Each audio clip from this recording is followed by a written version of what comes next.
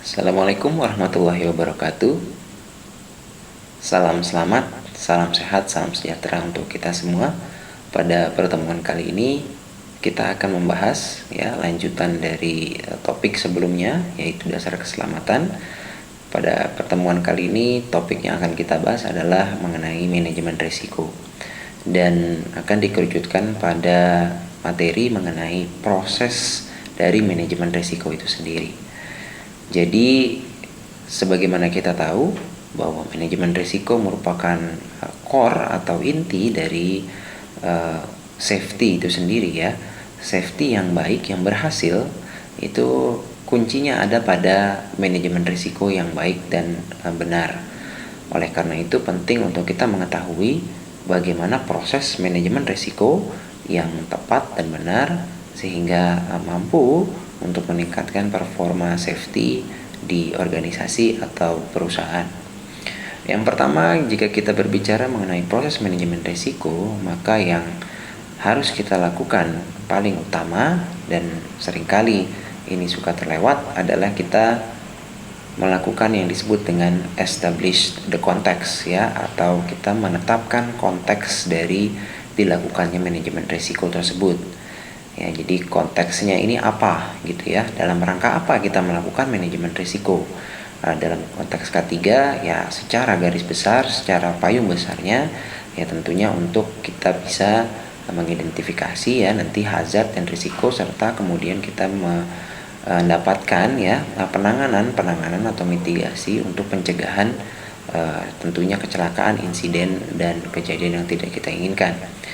Nah, konteks ini dalam artian kita bisa menerapkan manajemen risiko misalkan pada saat awal gitu ya, perusahaan baru berdiri, kemudian juga bisa di tengah ya, pada saat proses pekerjaan sudah terjadi, ataupun pada saat perubahan-perubahan ya. Jadi sebenarnya manajemen risiko itu perlu sekali dilakukan untuk setiap terjadinya perubahan ya. Jadi bukan hanya berdasarkan jangka waktu atau berkala sesuai dengan SOP saja, tapi juga pada saat terjadinya perubahan-perubahan proses tertentu ya, itu kita bisa melakukan manajemen risiko, dan tentunya di situ penting sekali untuk melakukan manajemen risiko. Oke, yang berikutnya setelah kita menetapkan konteks dari manajemen risiko tersebut ya, kita melakukan identifikasi risiko ya, identify the risk. Jadi kita perlu mengidentifikasi risiko-risikonya apa saja.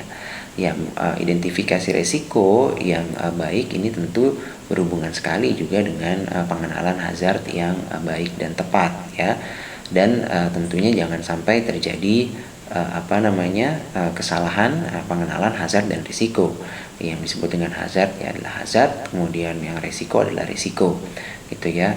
Kalau di awal kita sudah salah untuk mengenali mana hazard, mana risiko dan juga konsekuensi, maka dalam identifikasi risikonya bisa jadi nanti tertukar antara risiko dengan konsekuensi misalkan, atau yang disebut risiko ternyata kita masukkan sebagai hazard. Nah, dalam hal ini penting sekali untuk kita cermat mengamati ketiga hal tersebut ya. Nah, dalam konteks manajemen risiko, identifikasi risiko yang baik dan benar ini tentu berhubungan dengan tadi ya, yang pertama konteks yang kita tetapkan di awal. Dan identifikasi risiko yang baik dan benar ini kemudian nanti akan berlanjut kepada analisis risiko, yaitu adalah tahapan yang ketiga. Dari identifikasi yang baik dan benar dan tepat, kemudian akan menghasilkan analisis risiko yang tentunya tepat dan benar juga.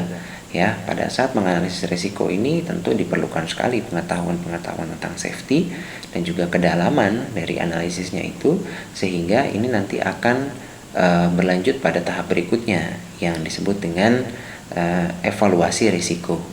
Analisis yang tepat ya, yang mendalam, yang bagus ya, itu tentu akan kemudian menghasilkan evaluasi risiko yang ya, tentunya tepat ya, dan juga baik ya. Dan evaluasi risiko yang tepat dan baik ini ya, ini akan berpengaruh pada proses berikutnya. Nah, identifikasi, analisis, dan kemudian evaluasi risiko ini biasanya kita sebut sebagai satu gambaran yang dinamakan dengan risk assessment atau penilaian risiko.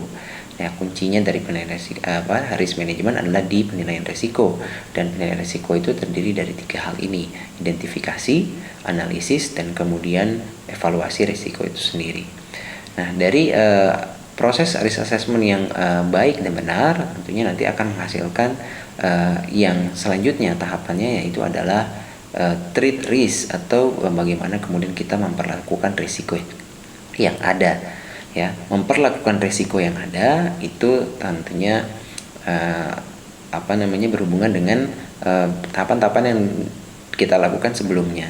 Pada tahapan-tahapan sebelumnya, apabila kita lakukan dengan bagus, terstruktur, sistematis, dan kemudian tepat sasaran, maka nanti kita juga akan tepat sasaran dalam men-treat atau kita memperlakukan risiko yang ada, gitu ya.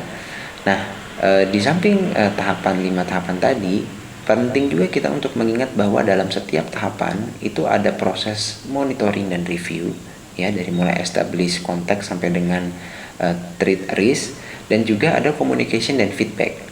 Jadi perlu ada komunikasi, kemudian timbal balik, ya, umpan balik pada setiap tahapan yang kita lakukan, baik pada saat menetapkan konteks, kemudian mengidentifikasi, menganalisis, dan juga kemudian melakukan evaluasi dan kemudian penanganan risikonya.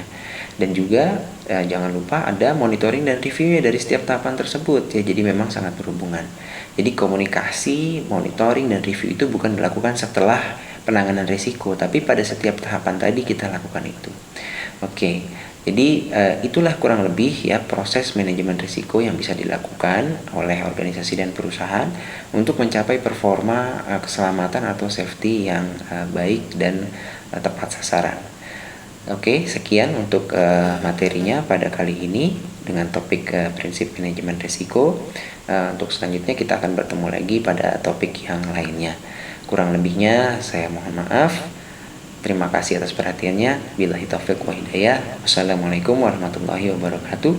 Salam selamat, salam sehat, salam sejahtera untuk kita semua.